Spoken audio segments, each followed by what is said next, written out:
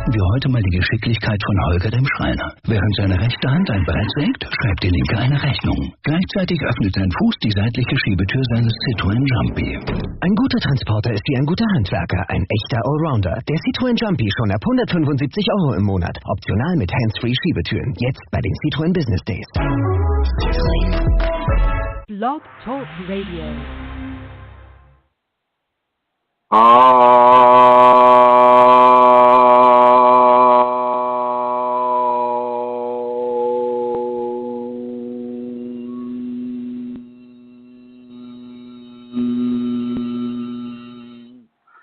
Hello, everyone, and welcome to this conversation about your Kundalini awakening experiences. My name is Chrism. I'm the host for your show tonight. Tonight here, and actually in most places. Right now, actually, it's 3 o'clock in the afternoon on the West Coast, California, Northern California, Santa Rosa. But I know that for most of the rest of the listeners, except for those in Australia, Hawaii, it's in the evening. So I'd like to wish you a very good evening today. And I just want to start right in with this conversation because Kundalini can be so exquisitely beautiful, so amazing in its beauty and its love and its interaction with you within those expressions. Everything literally becomes beautiful. As I've said in other programs, even the garbage on the side of the road can appear to a person like an exquisite work of art.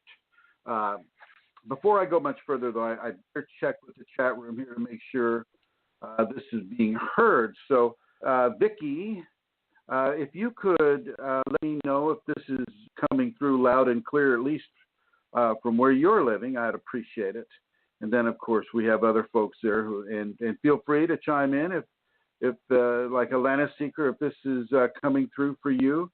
So I just want to make sure that everything's working properly because I'm on a different computer now. And Vicky says yes, it's excellent. Well, I'll just continue. Thank you, Vicky. Kundalini has this amazing quality of shining through our concepts of our judgments about how things are and how things look and how we've been programmed to see how things are and how things look. And it has the ability to just cut right through to the immense level of beauty that creation radiates. I mean, all creation. I mean, you know, to the mundane mind, to the sleeping mind, you know, you can see a pile of garbage there on the side of the road. You know, maybe some maggots are in it, or maybe it's been there a few days and it's kind of mushy, and you know, maybe it's rained on it, whatever. You know, and we've been programmed to think, oh my God, that is so not right. That is so disgusting. Oh my God, somebody clean that up. But when you look through the eyes of grace, it's a beautiful, beautiful matrix of creation, of the different manipulations of creation, the different mergings and mixings of creation, and it just really, really just floors you with the level of beauty and love that are intermixed with each other when you view these types of things, or when you hear certain types of sounds. It'll cover all the five senses, and it's just an amazing, it's so much of this love and so much of this beauty is beyond the words to say, to really explain. But for those that are not quite into the Kundalini, deep into the activation, all you have to do is look at a person that is awakened. All you do is have to look at them, at the way they move, their voice, the way they come at you. You see them visually. Grace. I mean, we are such a perfect package for grace when it when we really surrender into it and we're really inside of the equation, the Kundalini awakening equation, you can see it in people. You can just see this level of shine, to take a Hollywood term there. You can see this level of radiance and shine that a person has, and they're mesmerizing. That you really feel and you really get caught up into the waves of energy that are coming off of them. But so too with the natural environment too. There is no such thing as a weed within the Kundalini continuum. There's no such thing as something that is ugly, because everything is a creation of divinity. Everything is. The beautiful plants that we eat, the animals that we eat, and the poop on the ground, which is just more soil. I mean, it's just this amazing enclosed system of creation, recycling, creation, over and over and over. And when you get into the understanding of why this is occurring, why are we incarnating on this world? What is the point of our incarnation on this world? And you look at the beauty of the environment around you and the environment within you, and you just know that it is for the divine human to begin to take place, to begin to fill the footprints of Christ, so to speak, for the Christians out there, to fill the footprints of Buddha for the Buddhists, and fill the footprints for Allah for the Islam, and fill the footprints of Father Sky, Mother Earth, for those of you that worship in those ways. It's an amazing opportunity that we have on the world, ladies and gentlemen. It's an amazing opportunity and an incredible, fantastic experience to have. And this is why I really implore and instruct and suggest that you surrender fully into this and that you trust fully into this. Now, I know that our societies, the many different societies that make up the societies of this world, not so anxious to trust things that the society doesn't understand. I get that. I'm part of this society too. I came straight out of the womb, and I landed in the Northern California Society of that year, before Kennedy died. As far as I'll go with that. and I can remember so many details of the early life that one shouldn't be able to remember, but we have to remember that this is my second or third time having Kundalini in a body, because as I've said in other programs, the Kundalini comes with you after death. It is not stymied by the death of the physical package. It is a soul transformation, and once that soul is transformed, well, then Kundalini travels with you into every single incarnation after its initial awakening.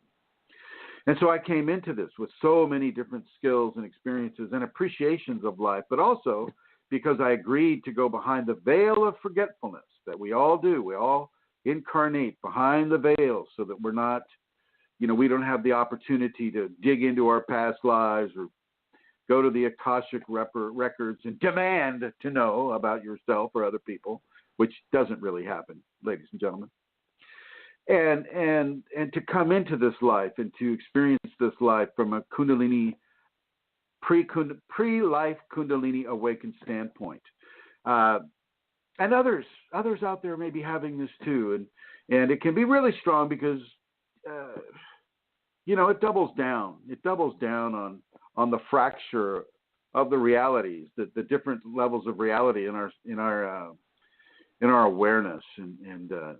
And I was just lucky to be given the mother that I had, because she basically raised us 4 kids, and she was a waitress, a telephone operator at the same time, both jobs, and she was doing everything she could do. God bless her, to raise 2 boys and 2 girls on her own without any kind of financial assistance, and so I really give that to her. She is that sacred mother. certainly for me, but also for other people as well. She's a very, very kind and loving woman, and I feel blessed to have been given life through the union with her and my father. And so really, all kudos to her. And so as you have the Kundalini and you're walking through this life, well, sometimes the mundane mind, the ego mind, is going to want to come forward and go, oh my God, this is just not right, because we're not working 9 to 5. We're not in the traffic jam. We're not in our work clothes. We're not being productive members of society, and the Kundalini mind is just going to have to, okay, all right, here we go, inner child. So, and I want to really suggest that you begin to correct that inner child and give your total trust to the Kundalini, and forget about your comfort zones. We all have these expectations in life, and most of the expectations in life are fulfilling some sort of a comfort zone. And I want you to forget about your comfort zones. The only comfort zone you really need to be concerned with is the comfort of being within the arms of Shakti, being within the arms of the divine, your inner divine. It's true, you with you all the time. Heaven, your treasures are laid up in heaven, as some holy book said. But it's not, heaven is not like in the clouds or under the ground or under the ocean. It's inside your heart. Heaven is waiting for you to discover it within yourself. And when the Kundalini activates and is awakened, you begin to understand what it is to live a heavenly existence. It's so important for everyone to understand this. Everyone within the Kundalini awakening understandings needs to understand your heaven is with you all the time, and Kundalini basically opens the door for your heaven to be directly experienced by you. And not just by you, because it's not all about us.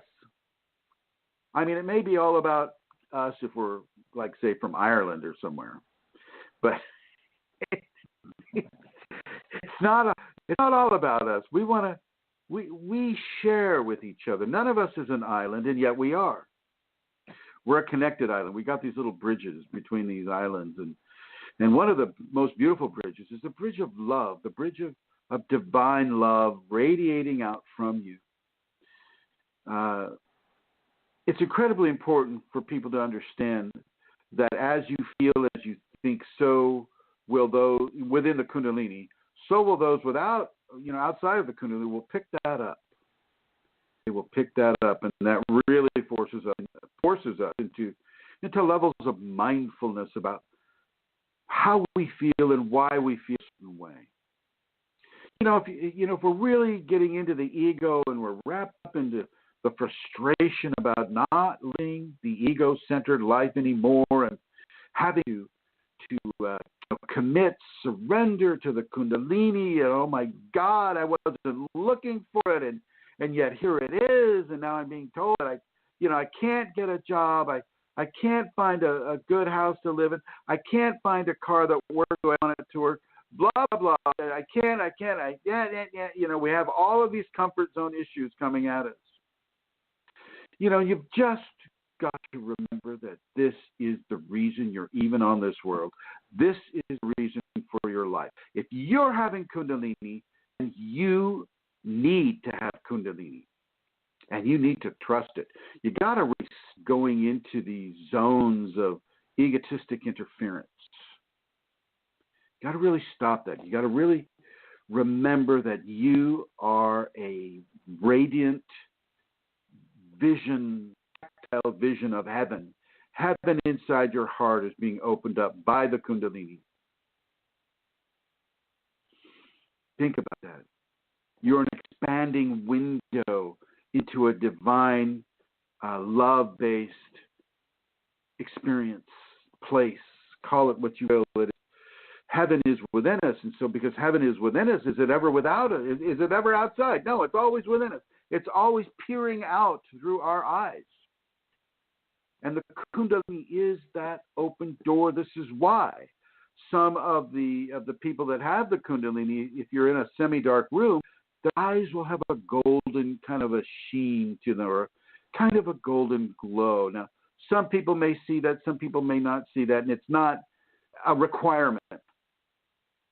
It's just like some of the people have had it like that, like Yogananda, Ramakrishna. Some of these folks had that quality, and it doesn't mean that you're not Kundalini awakened if you don't have that quality. It just means that sometimes we can see obvious artifacts and phenomena that the Kundalini will bring into a person's radiance.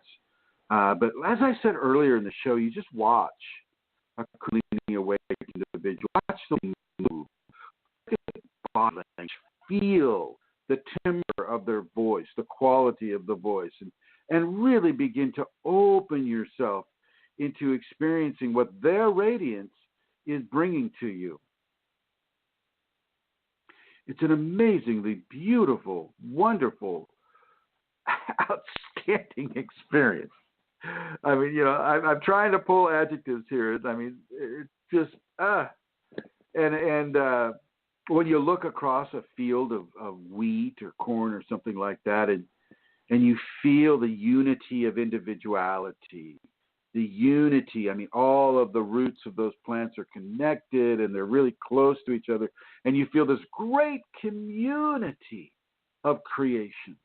And you see the same thing with a forest and with a sandy beach. You connect with every particle of sand. And when you stand in the ocean, you connect with every ocean on this world and every creature within that ocean.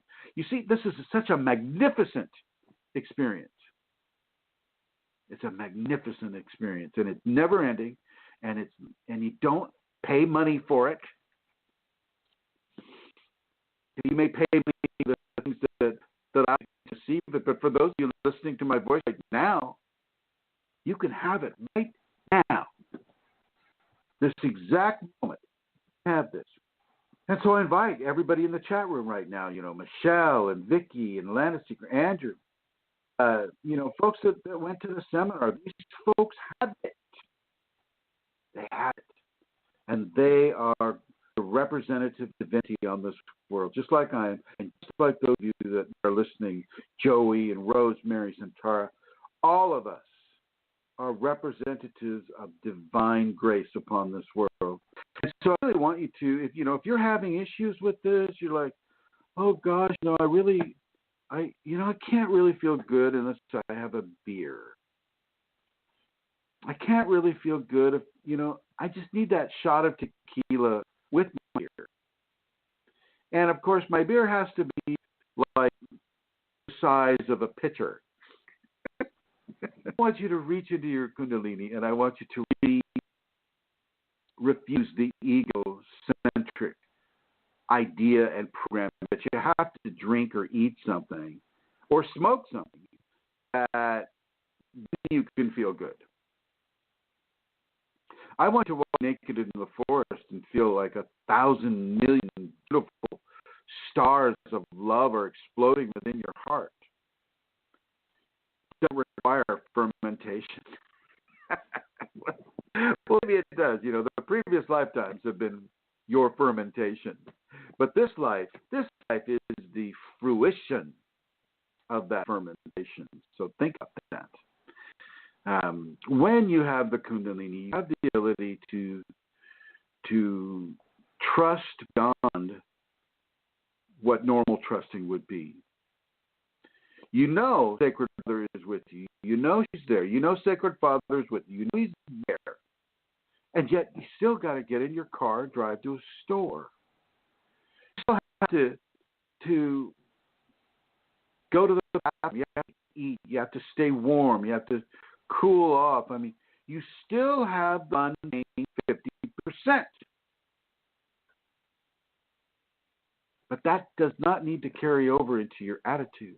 Get your attitude really, really supporting grace within you, supporting the radiance coming through you. If you can begin to really, really, really trust your inner divine, your life will change in such beautiful ways, amazing ways. But get out of this programming that, well, okay, my comfort levels demand that I have enough money so that I can be completely comfortable, totally comfortable with life, and I don't have to fix the taillights on my car, and I don't have to go to the dentist, and I have a maid that cleans up after me, so I don't have to clean at all. I have a gardener, so I don't have to do any weeding. I have my roofer who comes over and fixes my house. I have my handyman who comes over, and I don't have to lift a finger to do anything I want. And I have enough money to do everything I want. No, she won't set it up that way. She won't set it up along the lines of what your expectations are. Surrender is all about. You surrender the control of your life.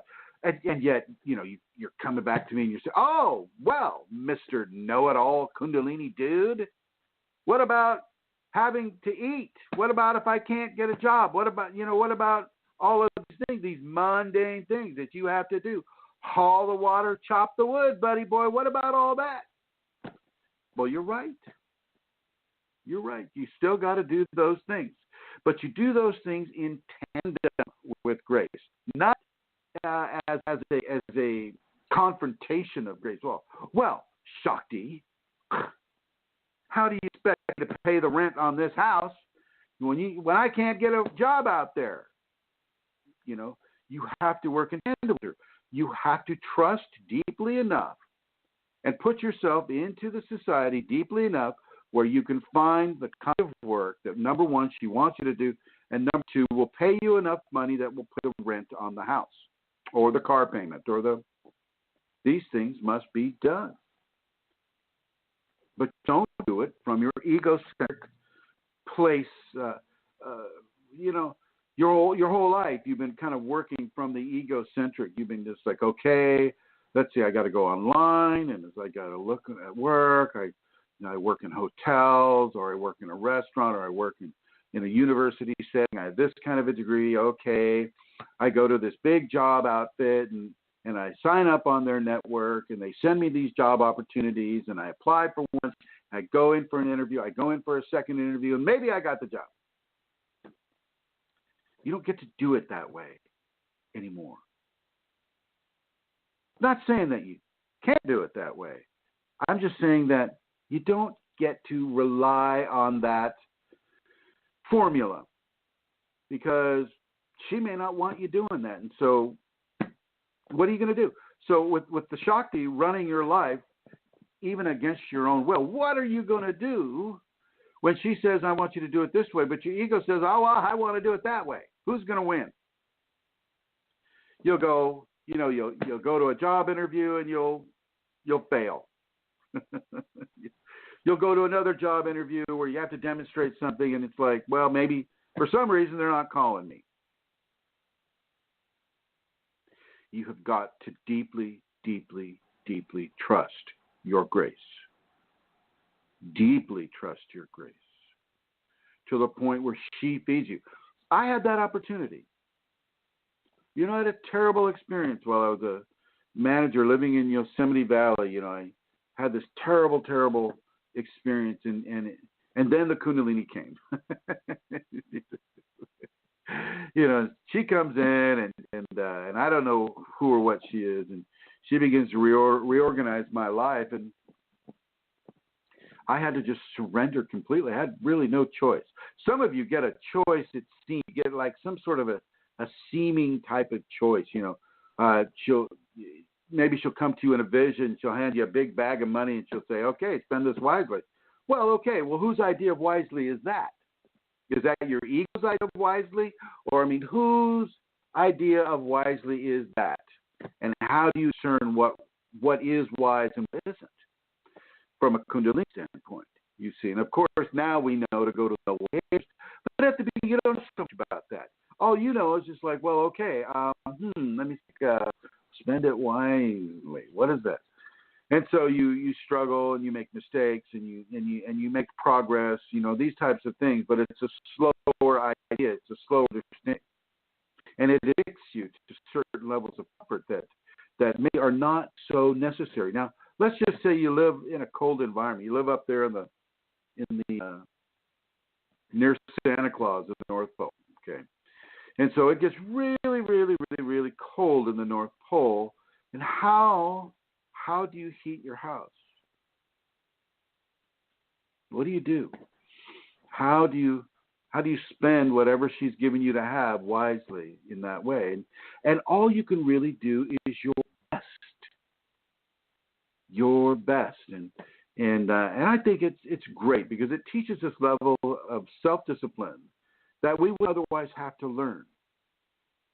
And self-discipline in these areas also begins to migrate over into how we think our thought, the self-discipline of how we think and how we choose to feel, even though the environment around us is still one way. Well, we dominate that with the Kundalini, and we follow what the Kundalini feeling within us it gives us to feel.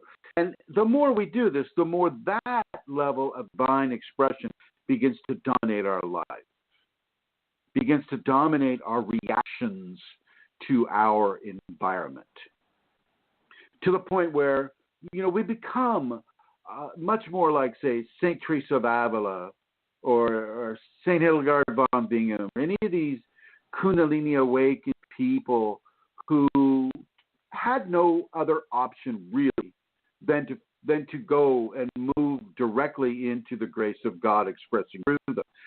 Same as you. Same as Rosemary and Joey and Ty and Josephine, hello. And same with everybody listening on the phone. Same with everybody in the chat room. No different. You are the same quality of divine grace coming through you. You receive information from the Kundalini at night sometimes. And for some of you, you'll receive in beautiful, beautiful poetic prose within the dream state and giving you very direct instructions, but very, phrasing in just like awesomely beautiful way. I mean, some of you, like Josephine, if you could publish the poem and instructions within the poetry that you have been given by Kundalini, you wouldn't have to work another day in your life. Unless you want to. It's an amazingly beautiful, beautiful experience. But the problem is egocentric wants and needs to begin to corrupt a system that doesn't have wants or needs. See? And because, as I mentioned earlier, we're 50% into the divine while still having a living, functioning body on this world, in this physical environment, well, we do have some wants and needs. And the Kundalini recognizes this. She gives you exactly what you need, but she also gives you what you need within a karmic displacement. By karmic displacement, I mean, like when you get in the bathtub, the water goes up, right? So when you go into the Kundalini, well, your karma comes up for resolution, comes up for redemption. And so she gives you what you can have and what you can hold within the displacement of your karma. It's very important to realize that she really knows you better than you know yourself. She knows you better than you know yourself, and she knows what kind of a living environment you need to have in order to progress yourself. And so, so she goes ahead, she gives you the house, she gives you, like, say, the wherewithal to have the house, to have the heat, to have the basics of life, the food, all of these things, clothing, shoes, all that. Maybe a hot bath at night, whatever. She gives you all of that. And she gives you the ability to, to interact with her within a worshipful, devotional quality. What do you do? What is the appropriate thing to do? Well, you've got to do that work. You've got to to mingle with divinity. You've got to work towards divinity.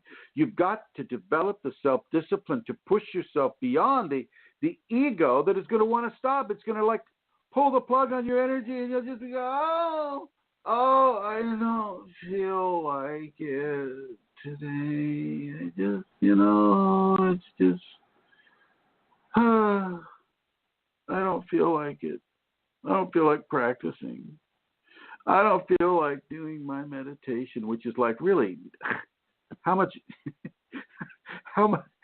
effort does meditation take? Just sit there with your hand, anyway.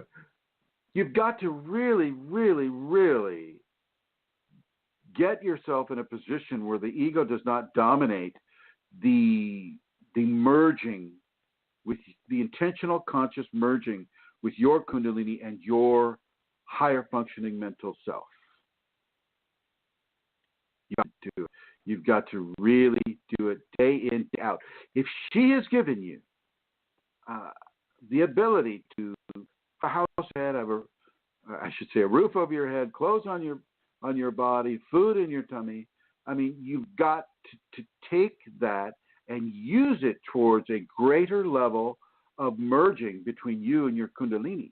And if she's given you a teacher, a flesh teacher, well, then you must follow what that flesh teacher is telling you to do, no matter what, no matter how it goes against your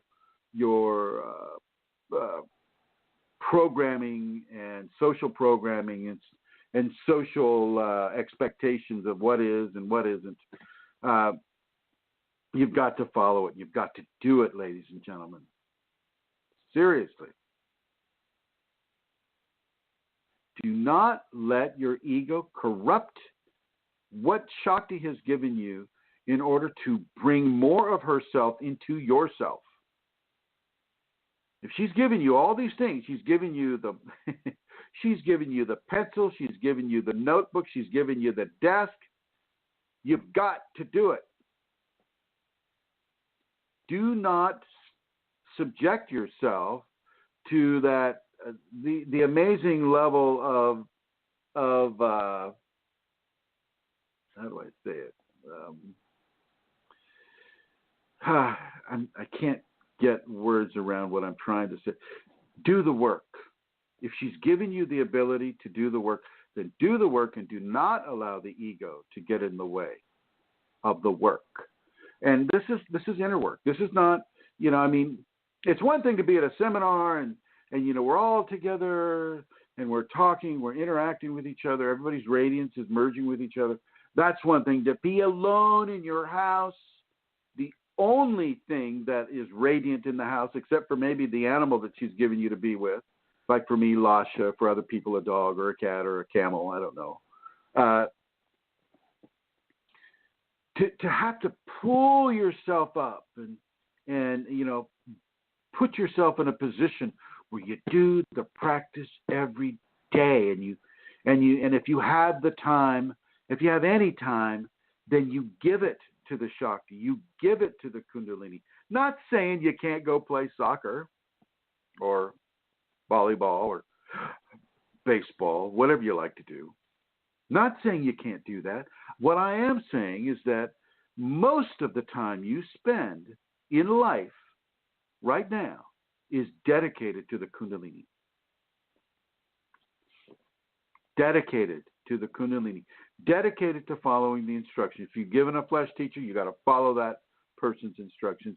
If you haven't been given a flesh teacher, then you just follow what Shakti wants you to do in the best way that you can discern what she wants you to do.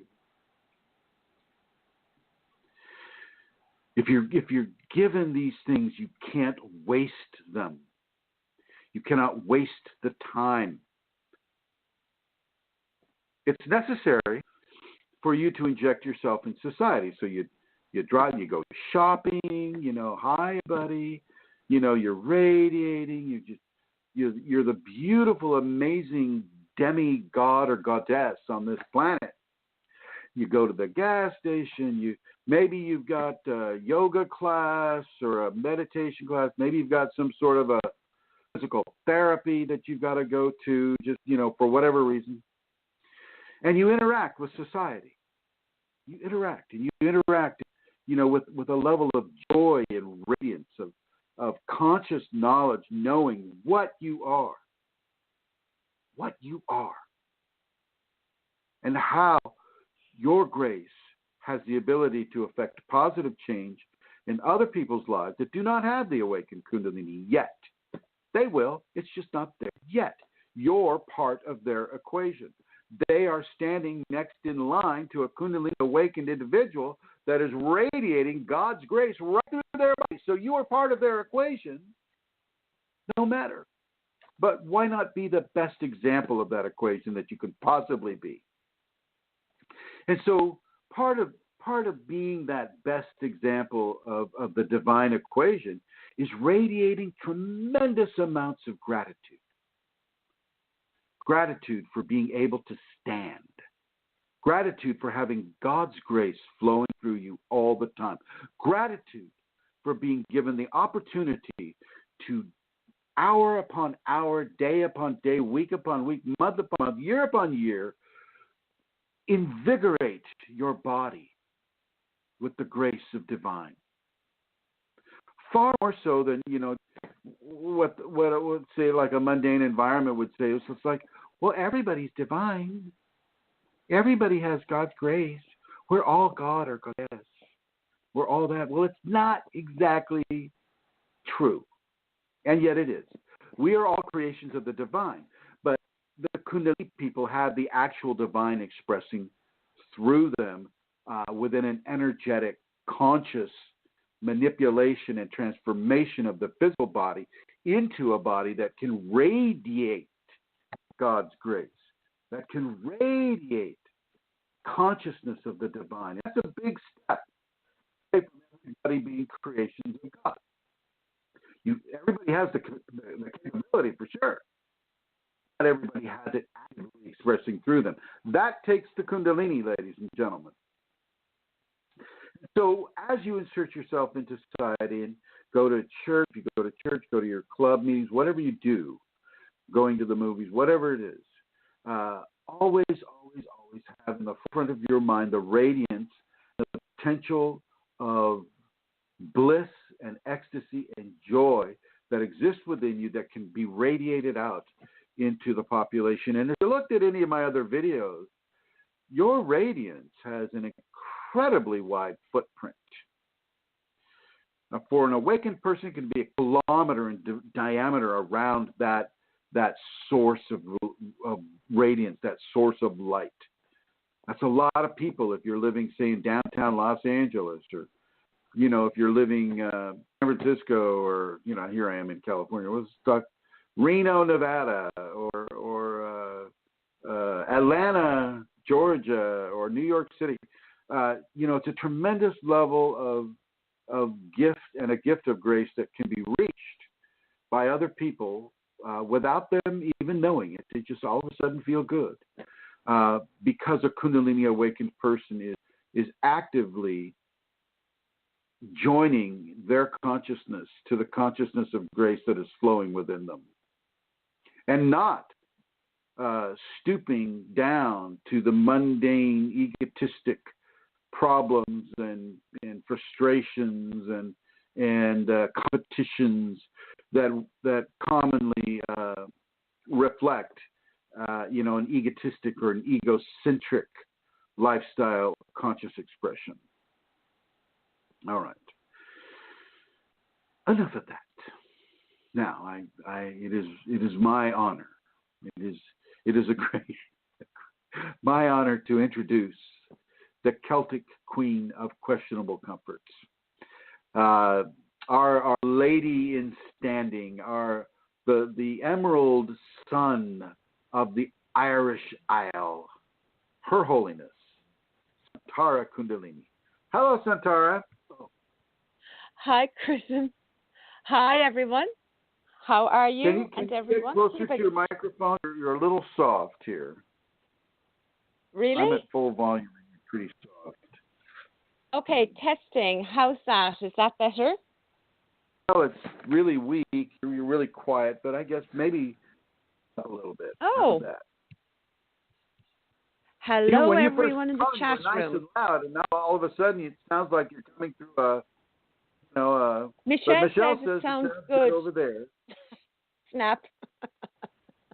Okay. Well, if it changes in the chat room there, and Vicky says it, let me know. Sometimes the sound between my phone and Chrism's phone is a bit weird, but it's okay in the show. So will we take it that it's okay then, Chrism?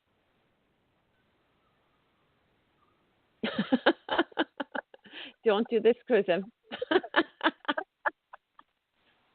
Wow. I Chrism. can hardly hear you. I've got my headphones on. Well, everybody else can hear me, I think. Wow. Jeez Louise. Okay. What did you say, Amelia? I said everybody can hear me in the chat room.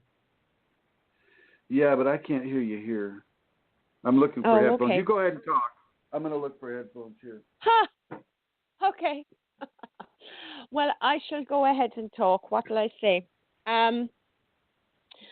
Chrism was talking about, that love that you can feel, that is so magnificent. And I suppose when he was talking about looking at the rubbish and looking at these things that we're not conditioned to think are beautiful, I was just remembering some of my own process and how magnificent that love and beauty can be. It's actually stupendous, in the way the expansion of connectivity to everything happens. And I remember in the early days, God, that used to just take me with such strength that it was actually hard to function. And when I would be feeling that beauty, it was like, ooh. And it didn't stay that way, I mean, it didn't stay with me, at least, like that all the time. It was like I would move into phases of it. So sometimes I would be just, speechless with beauty of everything. I would be on my knees with the beauty of everything. And then I think it's because my body couldn't hold that for too long, that then it would fade again. Like it was more than a heart expansion in a way, I think. It was like, God, it was like a whole body expansion, a merging and connection with everything. It was just beyond magnificent. And it's not that it's not there now. It's changed. It's like somehow now I connect with that almost immediately. So I suppose I'm just saying there's been a change in that since the beginning of my process. And another thing Chrism was talking about there was gratitude. Chrism, where are you? And I suppose gratitude is an expression of love. And I'd like to use the Celtic queen of questionable comfort. Oh, you're there. Oh, my God. I'm here. Oh, my gosh. You know what I was thinking about gratitude, Chrism? I mean, doesn't gratitude, because it's a form of love, it's real, and doesn't it feed our radiance? I think it does. Yeah, it really does. It really does. I mean, that's why I say, one of the things that you really do is you're standing there in line and you're having this effect on yourself and on other people is you go into these mega expressions of gratitude. And it can literally bliss, right into ecstasy and bliss. And that also radiates into those people. I mean, so you're really giving them a good, strong load of divine assistance in their lives, especially for those that are, within the refinement process. They haven't awakened and they're not going to awaken in this lifetime, but they're being given that assistance so that eventually they do in another life, or even if they're just to have in this life. Gratitude is a huge, huge, huge gift, and it does feed your radiance. It does feed Kundalini, and it can propel you forward, just like forgiveness. Forgiveness is the same way.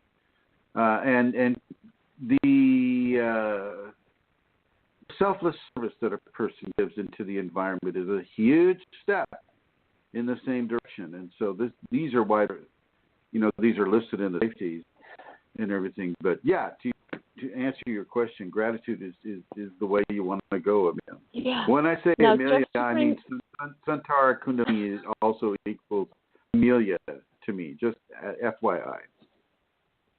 Okay, just for new listeners. There's a lot of people in the studio, Chrism, as you can probably see, I think.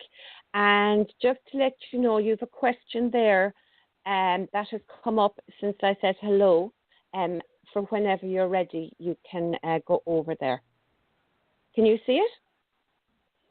Yeah, I see it, but I want you to continue to sound on your experience. Okay, blank. We'll it's what happens after the pressure of acting.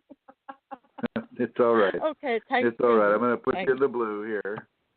Okay. And let's see here. Hello, caller. How are you? Well, I don't know that. That's the caller. Tyra. You need to say her name. Hi, Tyra. You're on air now. You can speak. Tyra. Okay. Hi, I'm sorry. I muted my phone. Apologies, and there's so many things open. Okay. Got confused. Okay. Hello, everyone. I hope everyone is doing well. Hi, Chrism. How are you? I'm doing well, thank you. What's your question, Tara? So the question is, for past few days, or once I meditate, for some days I will really wake up around I can barely sleep for maybe 3.5 hours. I wake up around maybe 1:32. I can't fall asleep till 5:30, and I'm so energetic. I'm really wide open. And I was listening to what you were saying about practicing. I honestly only practice or meditate maybe 2 times a week. I used to do it more, but then it made me feel so much what do you call that state? Well, you're completely numb, You know what I mean? And it's hard for me when I go to work. Yeah. Go ahead. So it's hard for me to go to work and do whatever I have to do. I'm in a foggy state. So I cut down on the meditation from 4 or 5 times to 2 times. But now what you're saying is you got to meditate every day. Oh, yes, absolutely, every day. And maybe you ought to change the method of your meditation. Maybe there's another form of meditation that is less impactful on your work.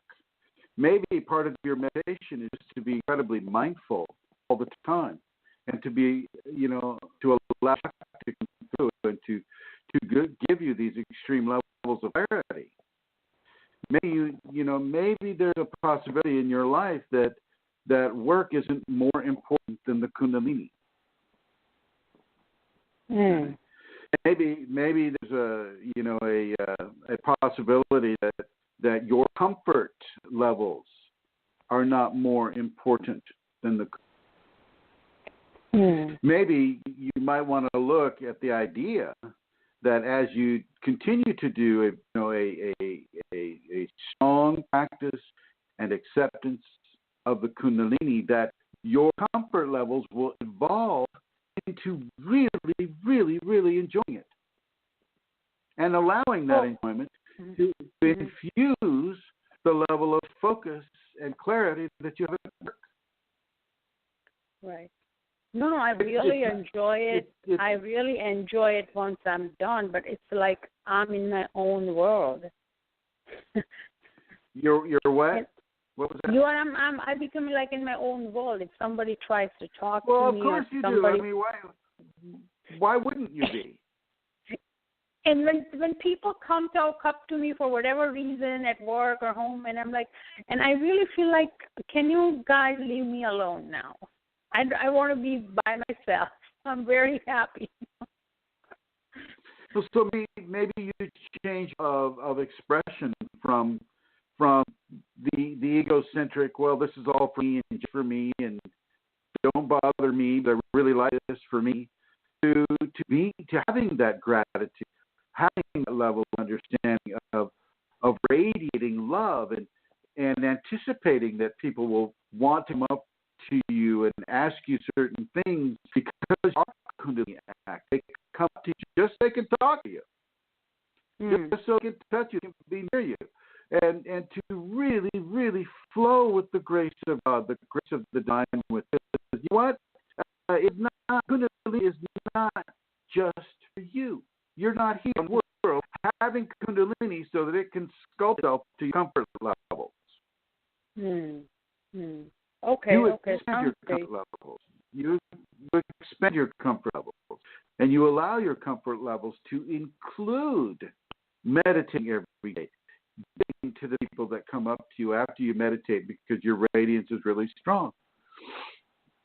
Giving to these people, not giving to yourself so much, not being so egocentric about it, and really resonating with the gift of God came to you freely, and that you must give to others freely, and not run away. And this is not, oh, yeah, stay away from me. I was here. No, it's not like that. It's just I feel like that. I know. When you are in that nice deep sleep, like when you're having a great sleep, and when somebody comes and wakes you up and asks you a question, like, where is the remote? And you feel like, can you let me enjoy my sleep? So it's like kind of a sleepy state for me. I'm awake, but I'm still, enjoying that phase. You know what I mean? I'm sure you do. Yeah, but it's really not about you enjoying that phase so much. Oh, I didn't know that part. I thought this is for me, and I love it. Listen, you'll enjoy it. You'll enjoy it no matter when you do it. But you've got to realize that, getting into your enjoyment of it is kind of the opposite of what you're doing. Mm-hmm. You don't understand what I'm saying, do you? No, I don't. Getting into the enjoyment of it and having the enjoyment of it become more important than the expression of the grace is a reversal of why you would why you would meditate in the first place.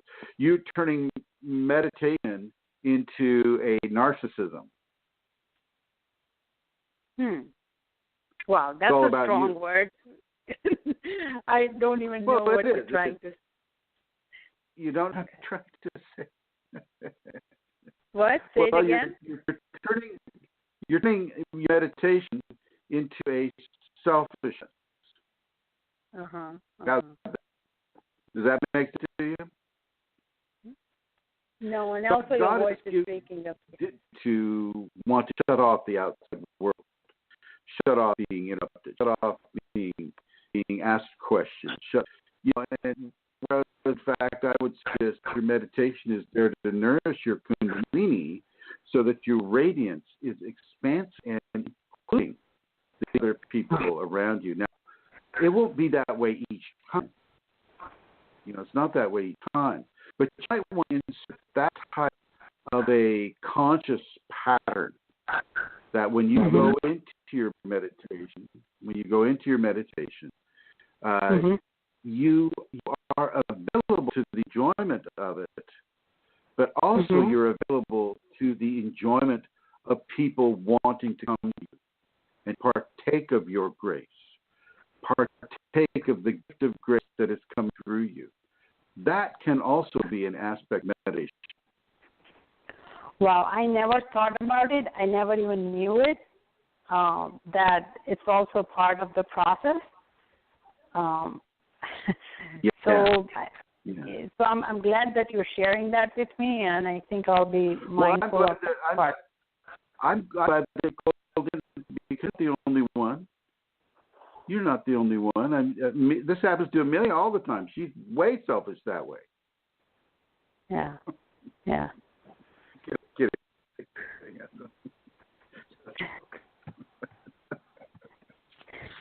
So, he's not, Fyra. He means it.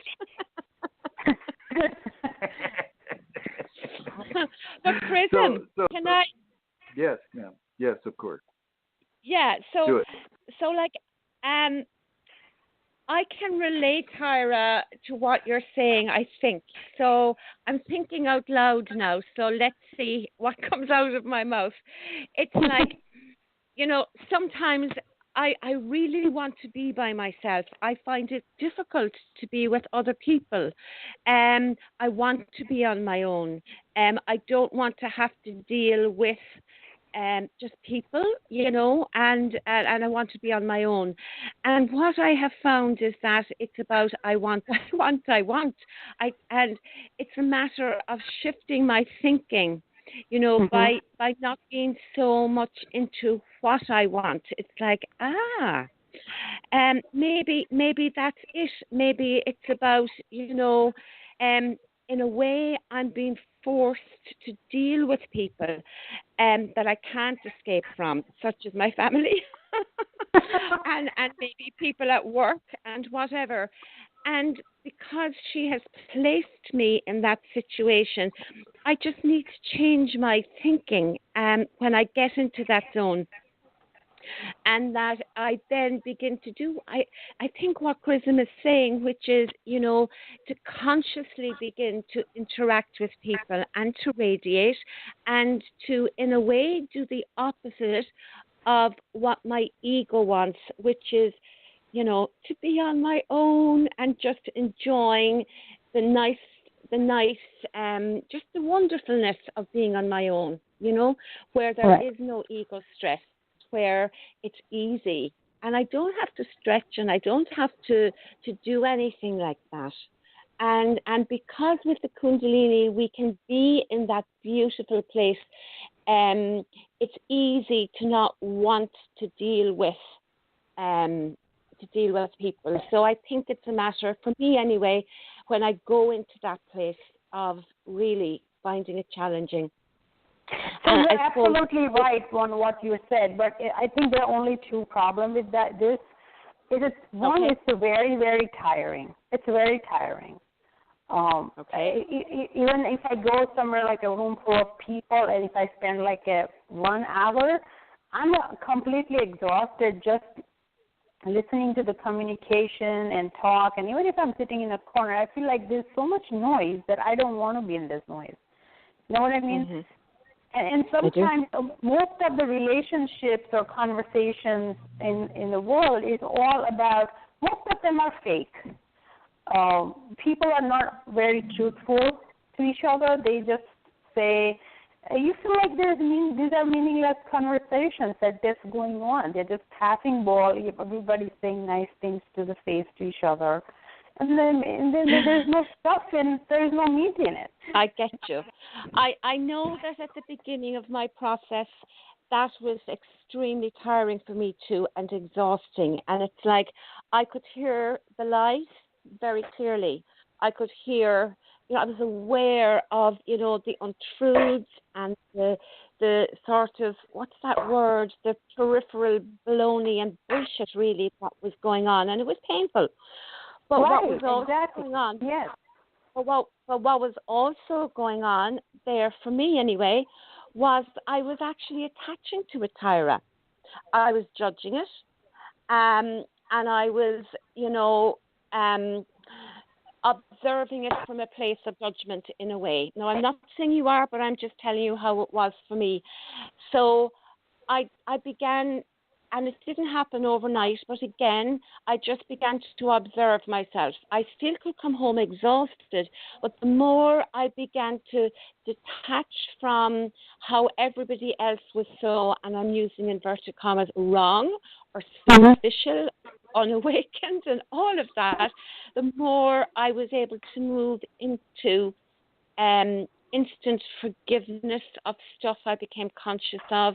I was able to, just radiate and be there and become less judgmental of that aspect. Because, when that becomes obvious to us, it's an awful shock.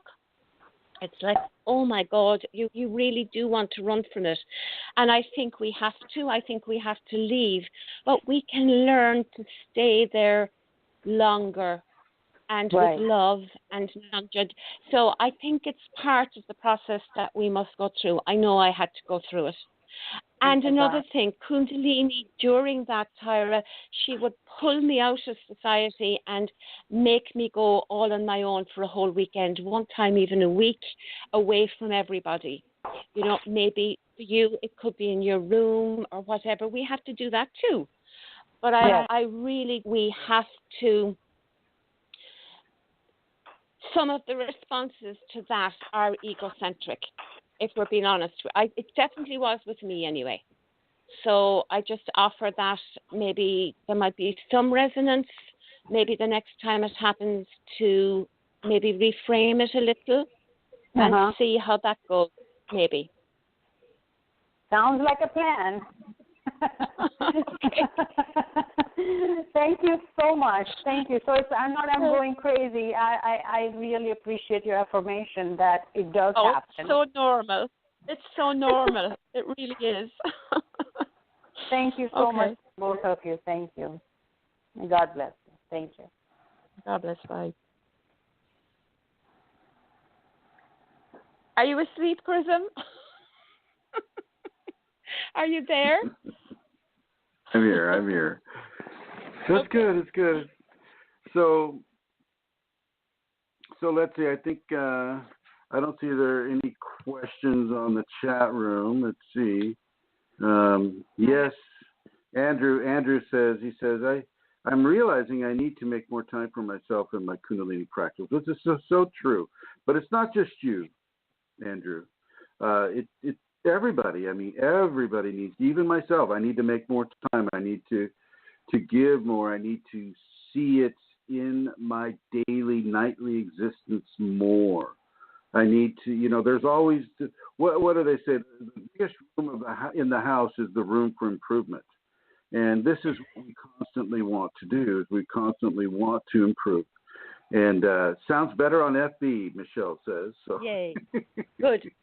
I know what that is. Thank you, Michelle. I don't know if you were reading the questions. Thank you. That's good. That's good. Okay. And Michelle says, I too do need the time to myself, and found that if I get up early, when everyone else is asleep, that's my time, and I can deal with the rest of the day. Well, that's fine. Yeah, that works. That works too. But I'm going to suggest, Michelle, that it doesn't end with your meditation. It just begins with your meditation. So as you get up early in the morning, you do your meditation, you do your Kundalini practice, well, then that's just the start, and that your Kundalini practice goes on throughout the entire day. Not just then. You don't just go for 2 hours or an hour, whatever it is, and then shut it off, and then now you're in your egocentric, mundane existence, right? No. You go straight into the Kundalini at the beginning of your practice, and that practice lasts all the way until the next day's practice comes. This is how you really begin to manifest energy in your practice. That's not the word that I want to use. It's a form of momentum. Momentum is the word that I want to use. This is how you form momentum within your Kundalini. I really want to accentuate the idea that it is not the mundane ideology of, okay, did my practice. Oh, damn, I'm glad that's over. Now I can just go around and be my normal ego self. No. Now you use that practice as a springboard into greater levels of Kundalini awareness, Kundalini consideration, Kundalini consciousness, Kundalini observation, Kundalini mindfulness.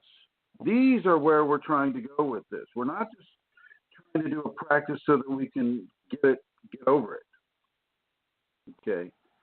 We're not trying to get through our practice because it's so boring and oh my God, I have to meditate and I have to, oh God, it's just, no. I'm not saying that. For you, Ed. What I am saying, though, is that that it's a momentum that the practice should give, and so it leads into those 5 areas that I just mentioned. And it's that momentum that really carries us through the day. And as we carry ourselves through the day, we nourish our Kundalini, we expand them. And I'm talking every day. Every day. And in every way that you can possibly be mindful to the fact that your Kundalini, you have Kundalini activation or awakening working its way through you. All the time. You know, the Kundalini's not taking a break.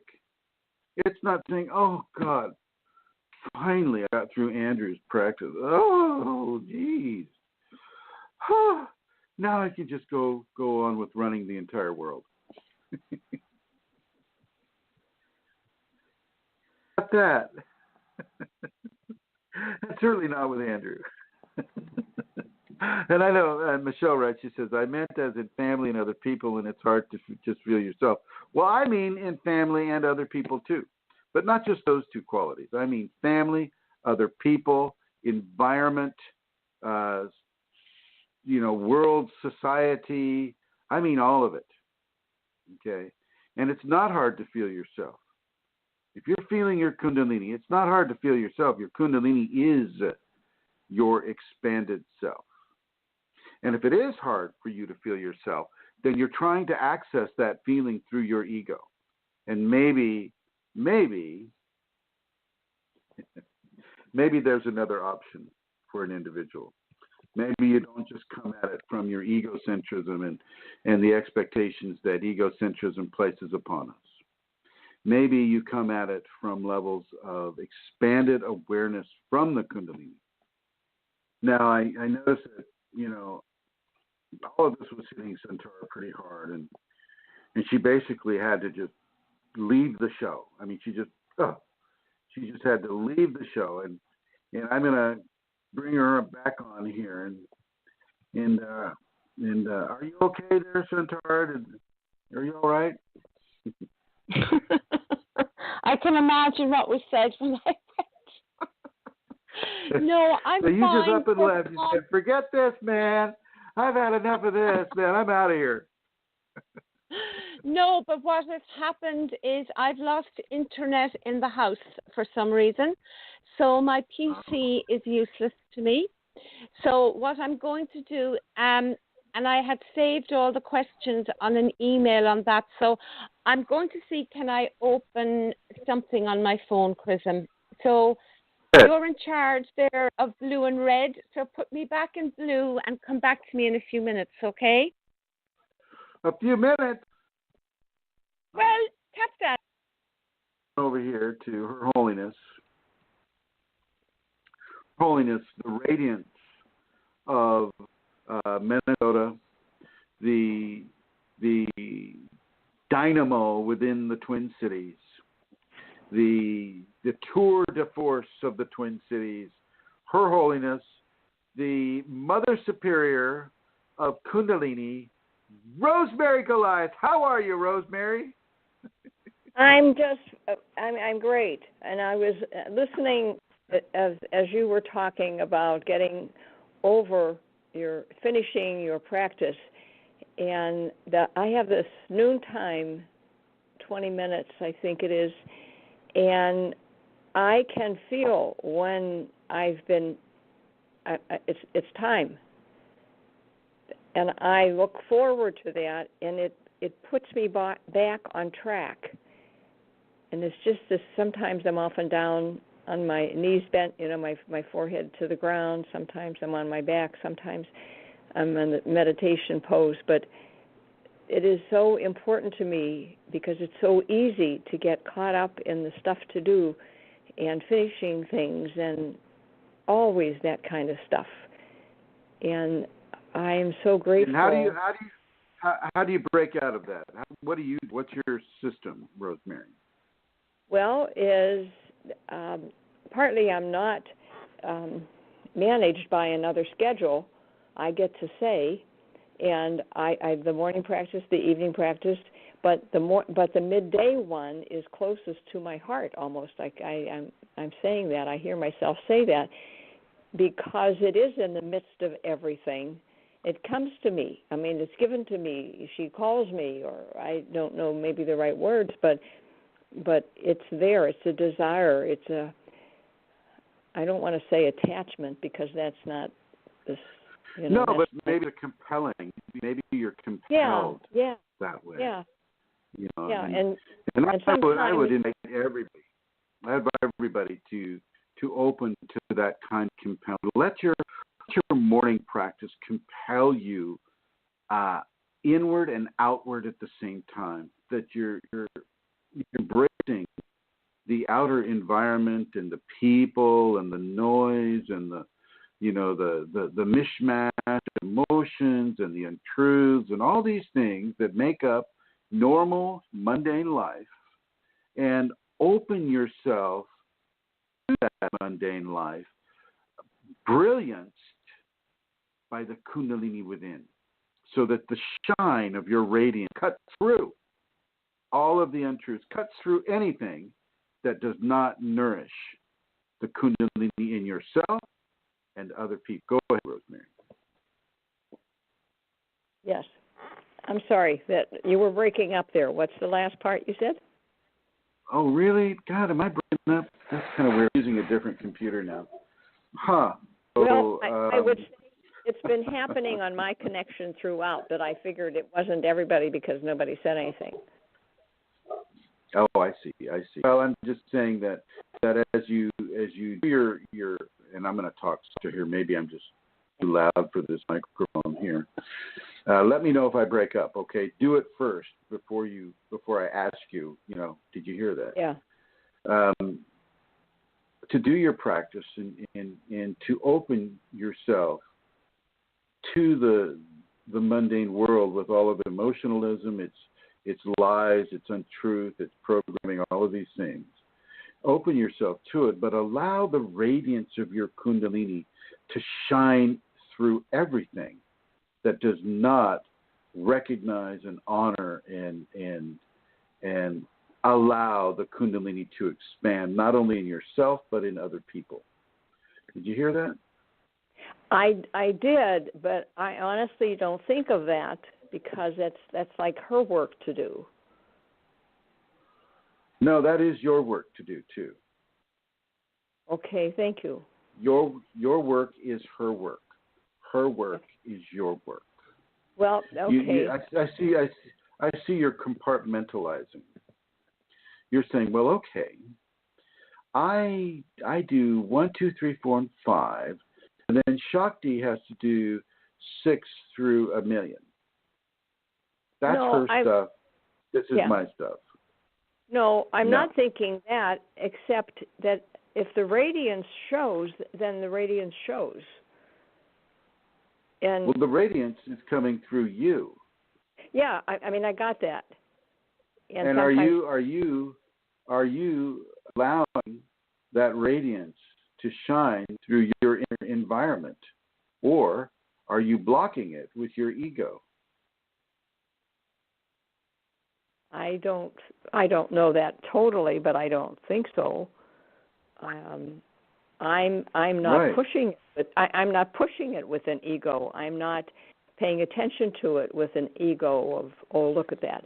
I sometimes have that awareness after the fact. I might run into somebody or something will happen when I'm just shopping or mundane things. But when I walk away, I am deeply touched myself, and then I know like something's happened, but I'm not setting out for it to happen like that. Well, I'm not suggesting that you program, exact specifications of a certain type of outcome. That's, once again, that's trying to control. That's not surrendering, right? What I'm suggesting you do is you go into your life after your practice. You go into your life with a momentum that is caused by the nourishing of the Kundalini and its awareness within you, and that you allow yourself to become that clear channel of grace without having the expectations of comfort to control it. Mm-hmm. People will only do things that, if they're comfortable. Well, that didn't make me comfortable, so I don't want to do that. Okay. Sometimes, as I was suggesting to Tyra, that you have to bring your comfort levels into an evolution in order so that your comfort levels match that which the Kundalini is providing for you. Mm-hmm. So you don't. In other words, if you just stay to where your comfort levels are, you're just going to go up that far. So if your comfort levels up to people, it's not comfortable. Yeah, you're breaking I'm up suggesting again. you bring your comfort. Okay, thank you. I'm suggesting that you bring your comfort levels up to 10 and push yourself to be tolerant of what is happening around you and allow the Kundalini to magnify or amplify that tolerance. You understand? Yes. And I can think of what to apply that to, what you're saying. All right. I'm gonna sign you off here, and I'm gonna move on over to Joey. Thank you, Rosemary. Thank you. Thank you. And now Joey's frantically going, "Oh no! Why is he going to talk to me?" Hi, Joey. Hello. How are you? Oh, I'm very fine. I'm thinking, what, why me?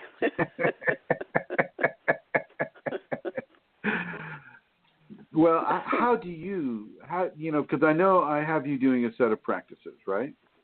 Mhm. And how do you move from your practices into society? Because I know you belong to some groups and you do, certain volunteer work, you teach kids and things like that. How do you go from your Kundalini practice into your interaction with society? About the way you described it. Oh, good, that's done. Now I can get going. And I actually caught that this morning, realizing that I was doing that. So you're just kind of emphasizing it. Nice, Joey. Nice. Well done. And wow, what a quick, astute answer to that too. I was getting ready to take a long break. I pushed my chair back. I crossed my feet, and I was just like, "Oh, there goes Joey." And she's like, "Done in 5 seconds." I'm kidding. I didn't do any of those things. Well, that's it. There you go. I mean, you use the practice as kind of like a trampoline to propel you higher into your recognition of grace all around you during your day. And I'm glad we're talking about this because I think a lot of people don't realize that. They kind of do the practice to get over the practice, and then they don't worry about doing anything else. Right. Yeah. Yeah. It's easy well, to thank do. you, my dear. It is easy to do. It is easy to do. We've never talked about that before, so I'm very appreciative of the fact that you're a step ahead of the game, my dear. Sometimes. All right. Good evening to you. I'm going to put you in the blue. Thank you. And coming back to Her Holiness, the crown royal of the Irish consort. Here she is, and she says she sent her back with a full functioning studio, kind of. You there? Yeah, I'm here. It means I can manage the studio again. I got internet back in the house. Do you know what that was about? Our internet has been intermittent, so I had to go on my data there for a while. So yeah. So if I go off again, Chrism, keep an eye and I'll come back on my data and I'll work it on my phone, okay? All right, let's begin with the questions. Okay, here we go. I don't have that many actually today, so I don't have any private ones. So these are all from the groups. Why do medical practitioners use the two serpent symbol? They have a different meaning for that. Really, I think it's there's a medical code that one of the ancient Greek guys came up with, and I believe that was it could have been Asclepius or somebody like that. Let's see real quick here. And they were using that as a form of symbol, I guess, a symbol for their practice as a healer, and it really is. And I'm reading about it now. The caduceus is the staff. The caduceus is the two serpents that the physicians have on their lab jacket typically, and the caduceus was a staff that was carried by Hermes in Greek mythology, and consequently, the Greco-Egyptian mythology. So the same staff was also borne by heralds in general. For example, the iris, the messenger of Hera. As a symbolic object, it represents Hermes, and by extension, trades, occupations, and undertakings associated with gods. And so we can kind of see how the medical people kind of get their god complex. Sorry, had to throw that in there. And it continues on. It says it's basically it's in common use in the United States, and the rod of Asclepius is a dominant symbol for professional care associations in the United States. And one survey found that 62% of professional healthcare associations use the rod of Asclepius as their symbol, and so on and so forth. And it's just what they use to associate themselves with Asclepius and the code of healing that they use, and they pretend to hold themselves to a high standard of practice, but not everybody is perfect in their intentions or the fruition of those intentions. And so it appears in the general medical context, and this was used by Johann Frobenius in the 1400s, and depicted the staff intertwined with the serpent surmounted by the wings of a dove. And by ye therefore wise as serpents and harmless as doves, stations of caduceus as a symbol and a messenger of Hermes or Mercury. And so it's also a symbol of truth. It's mostly a medical symbol in the United States, and it's been observed that the rod of Asclepius, which is what they call it, the more ancient and authentic claim to the emblem of medicine, and it most attempts to defend its use in a medical context, and they've dated that from the like in the 1800s, and they just use it as the god of the high road, the wisdom of the serpent there, and with the medicine, it's up to the individual physician to choose between the two symbols, the rod of Asclepius or the caduceus itself. But in North America, they have a bit of a back and forth with it. If it's got wings on it, it's not really the symbol of medicine, is what some say. And some find it hard to believe, but it's true. It's something like using the logo for the National Rifle Association when referring to the Audubon Society. That's kind of funny. But yeah, they basically use it as part of their understanding of the wisdom of the serpent and the expression of God coming through that wisdom. Over. Thank you. What is the work and nature of the Essenes? How do you pronounce that? The Essenes? Yes, the The Essenes. And is there any relation between esoteric and Essenes? Well, geez. Yeah, Amelia, I'm surprised, one, that you couldn't pronounce it. I guess it's not part of the Catechism of Catholicism.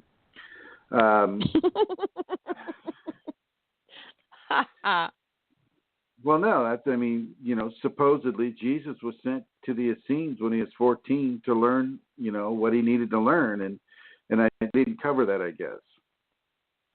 No, I wouldn't have heard that term used verbally. I've only seen it written down, and your pronunciations and mine of those letters would be quite different. Well, it's in the Bible, and I presume you've read that. But the Bible doesn't talk, Chrism. It doesn't speak. It's visual. Yeah, depends, I guess, on how you receive it. Ascends is how I would pronounce it from Ireland. Ascends, right. So the Essene is a dead tribe of desert dwellers in the Holy Land, around Israel, Palestine. And they were an esoteric tribe. Meaning, esoteric means like people that are very spiritually based. It's an adjective. I mean, is there a connection between esoteric and Essenes? I mean, geez Louise. I mean, is there a connection between greatness and an apple?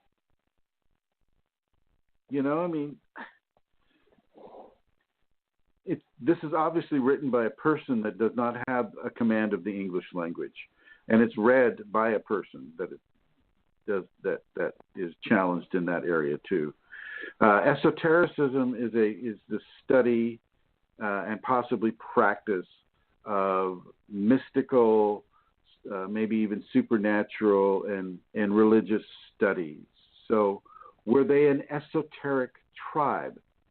Apparently. I wasn't there firsthand, so I don't know whether they were that in practicality or in the way that we here in the West would codify esotericism. But, from many sources that have survived, the Essenes were indeed an esoteric people, meaning that they were very spiritual in their understanding, very spiritual in their practices, and mystical to a degree that is currently unknown about them, except maybe from the Dead Sea Scrolls. But I'm not sure that the Dead Sea Scrolls were written by the Essenes. Okay, I don't know that is the case. But esoteric is an adjective. The Essenes are a noun, which means, to be esoteric is a description of a people rather than a creation of the people. You understand the difference? Hello. You speaking to me? Oh, I thought you were speaking to the audience. I'm sure they do, Chrism. Do you? Yeah, I do. I'm a little bit distracted here. Why? Well, I just am. What's going on? What are you doing? Just fixing something. What's being done to you? Okay. Next question. Yes, as I was listening, yes, that makes sense. Not the part about the pronunciation of it. All right. Okay, let's see. Next question. Has anyone else been getting anxious as they go through their spiritual awakening and start seeing things differently? I seem to have a lot of anxiety and sadness lately, like an uneasy feeling in the pit of my stomach. Well, that is kind of part and parcel of a Kundalini awakening early experience. Or actually, that'd be more of an activation experience. Is the person drinking caffeine? Is the person partaking of high fructose corn syrups? Is the person ingesting, really hot spices? Is the person practicing the safety? Probably not. So you have to answer those questions first. If you're gravitating towards sadness, well, what level of forgiveness is the person practicing? What level of tolerance do they have? These are questions that need to be answered before an answer that can constitute change within them can be appropriately devised. Over. Chrism. The next question. Lately, I realized why my father denied normal vegetable cook. My whole tongue is very sensitive to normal salt inputs in cooking. It seems hypersensitive to salt. Even a pint of salt is very salty to me. Why I inherited this sensitivity, can Kundalini cure it? I'm sure that wasn't a pint of salt, but a pinch of salt. Just a typo there. It's not an illness that needs to be cured.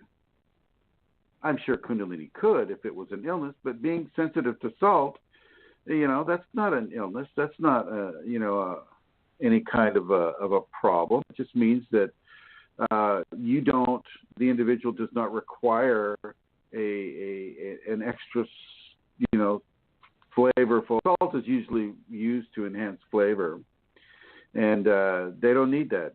Their Kundalini expressing through them is going more towards the bland, and unless they're putting other spices into it, I don't see it as an illness, and it doesn't need to be cured. Over.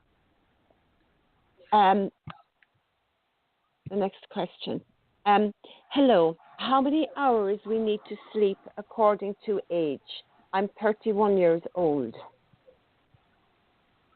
Hours of sleep is not regulated by a person's age. The Kundalini will bring a person, 4 hours or 14 hours. Doesn't matter how old you are. So it really isn't an age-based regulation. It's a regulation based on how Kundalini feels. That person needs to sleep at that time, at that, for that day or that night or that week. It's an age-based process. Over. Next question. Okay, probably too much information, but when you begin to clear and awaken, is it normal to have bowel changes from constipated to normal, and bad head cold out of nowhere, and neck and shoulder pain? I've been working on unlocking childhood anger and self-love. Yes, it's normal for Kundalini to provide gastric upset, and if you're having gastric upset, then you'll have exudate that basically just what that person described. It'll be very fluidic, or it can be very solid. It can go vice versa with it. You can get a head cold. You can get a runny nose. You can get a lot of these things as a person begins to detox through the Kundalini activation. Over. Thank you. Next question. I'm feeling really itchy, and Google search informs me that it's part of Kundalini. How long does this last, and is there something I can do to ease it? It feels as if something is crawling. Are you interrupting me? Well, no. Well, blessings to Google for even, bringing that up. And are you continuing the question? Well, there's more.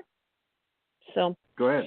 How long does this last, and is there something I can do to ease it? It feels as if something is crawling on me as well, all over the body, and also feeling this increase in energy around me and constant buzzing sounds, especially at night when attempting to sleep. Now and then I see flashes of light in the third eye location and jerky body movements. Thank you. Well, yeah, these are all classic Kundalini symptoms.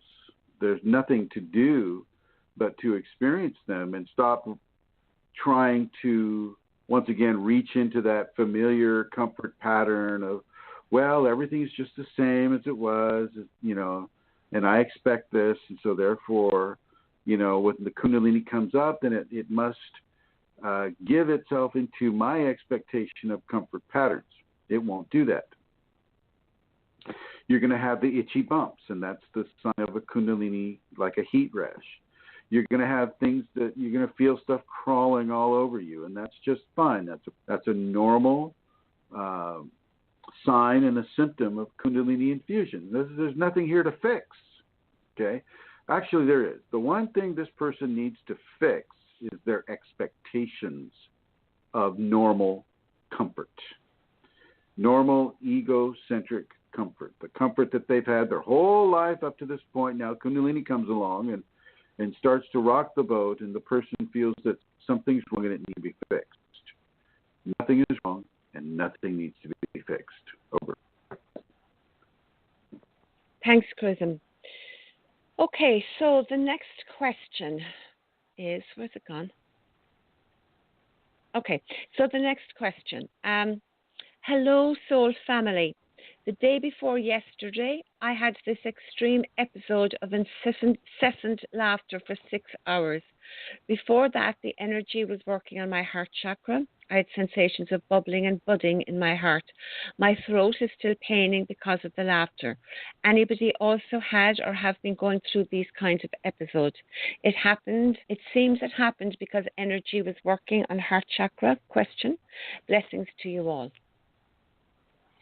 Well, yeah, the heart chakra is the source, really, of joy and happiness and exuberant expressions of joy and happiness, which is what laughter is. And as the energy works on the heart, well, the Kundalini will unlock any blockages towards the person, having to either strain, or if there's a blockage to it, the Kundalini can unlock those areas, and it will just, you'll go into these huge laughing fits. I mean, these things can last for hours.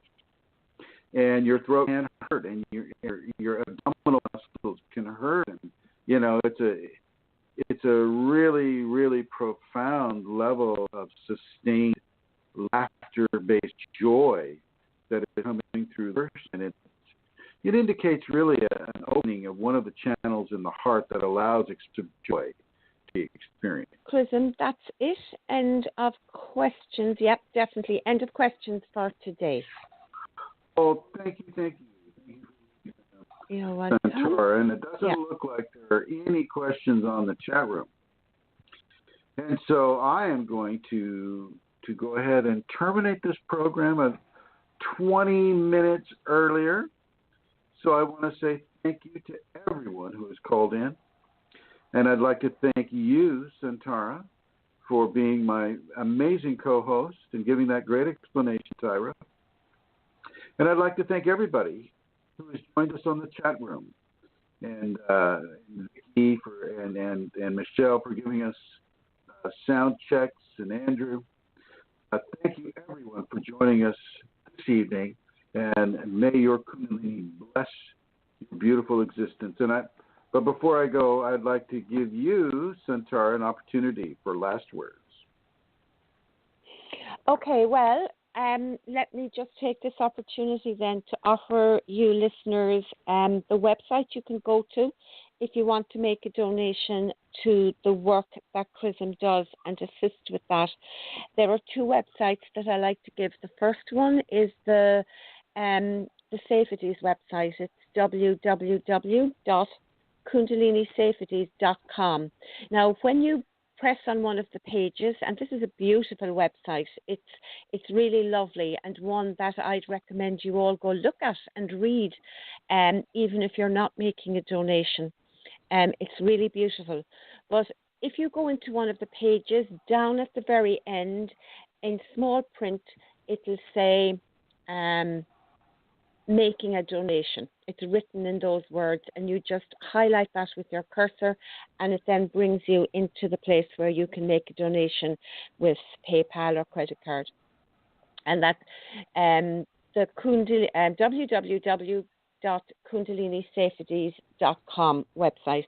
And then the other one is www.chrism-kundalini.blogspot.com, and there's a very obvious donate button on that you will see on the upper right hand corner as soon as you go onto that website.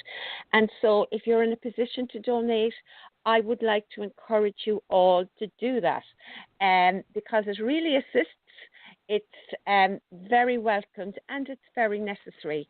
We actually, as people, need to support those that are, supporting us and giving us such support as Chrism does in the many ways that he does. So again, if you're in a position to donate, please do so. It will be gratefully received. And I suppose the last word, I do have something to say, I think. It's about the practice and about it not duty. And yeah, I really loved what Joey said about her catching on to the fact that she was maybe, it was over and it was like, phew, that's done. And I think we've all been there and done that. And it's, if when we do our practice and it's not a chore to be completed, wow, when it's something that we really get into and we look forward to and we give it to the Kundalini, wow, that's just amazing. And I suppose, over the years there's been, different levels of that for me, even the practice itself changes from maybe doing a morning practice and an evening practice to, doing a load of practices, and some because Kundalini spontaneously gives me to do that, and others because of the instruction of my teacher, I remember, Chrism, you said at the beginning of it that, if you've been given a teacher and the instruction, then, for these things, then we need to do that and follow the instruction. And sometimes the instructions from a teacher can be like, wow. I mean, I have been through where, the practice is really difficult. It's like boom, boom, boom, so many times a day, and definitely challenging. And some of those can be a chore. And some of those, as you move into that, then it can totally take over your life. And so for me, over the years in relation to practice, I suppose, there's been, my ego has presented itself. I've allowed the practice to totally become the most important thing in my life, because I think, once Kundalini is with us, well, then that's really the most important thing in our life. So, that's a big, long final word, but I suppose it's about the practice not being a chore and about, moving into that and allowing it to be a joyful thing to do. The end. Right, and I would just to add to that, I would say, your practice program the rest of your day. I can't hear you. Practice. You can't hear me? Okay, that sounds better now. Can you repeat, please, Chrism? Yeah, let the practice, let your Kundalini be with you consciously for the entire day. Yeah. Did you hear that? I kind of did. You're breaking up, but I hear you anyway. Yeah. Okay. Right, everybody. Yeah. I will thank you for tuning in, and we'll catch you this same Kundalini channel, this same Kundalini station next week. Thank you, everyone.